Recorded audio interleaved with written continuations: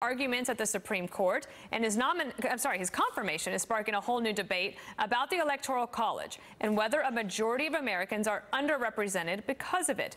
Washington Post columnist Philip Bump writes, "I am aware of the Senate and the Electoral College. It is worth noting, though, that this structure can at times conflict with the precept that all men are created equal." Joining us from Washington to discuss this is Jarrett Stepman, editor and commentary writer for the Daily Signal and co-host of the Right Side of History podcast. I wanted to have you on because before people go and argue with family, friends, neighbors, or coworkers about the Electoral College, they should listen to an expert like you about what it's about. So I have some questions.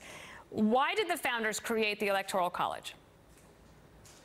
The Electoral College was really created to preserve both majority rule and the rights of the minority, quite frankly. The founders wanted to create a system whereby the states would actually have a role to play in our elections, not just a giant mass plebiscite in America. They wanted farmers in Iowa to have ultimately some say in elections the way that techie in Silicon Valley, obviously I'm using very modern terminology, they wanted to get essentially a wide swath of America to have input in who the president would be. Throwing it to a mass plebiscite, which many people are calling for now, the mass national popular vote, would water that down, would make it so that big states like California, New York, or even Texas would have so much of a say that essentially the whim of Iowans or Wyomans would not count as much, and the founders really wanted to avoid that kind of system. So you mentioned the popular vote in the presidential elections. Here's the vote here. Clinton always talks about it, and she's right, dude. She did win the popular vote, but the president won the electoral vote, and he focused on that. He focused on those states where he could win. Has the Electoral College always been controversial, and has it ever benefited Democrats?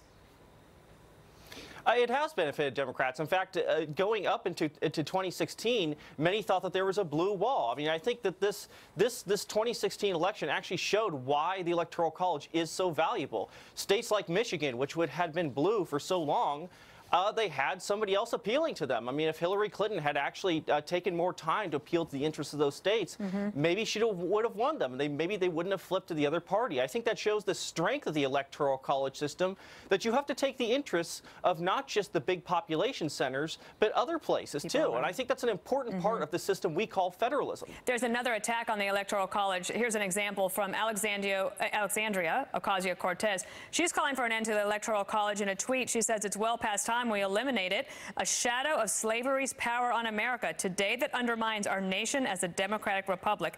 Did the founders somehow think that the Electoral College would protect slavery?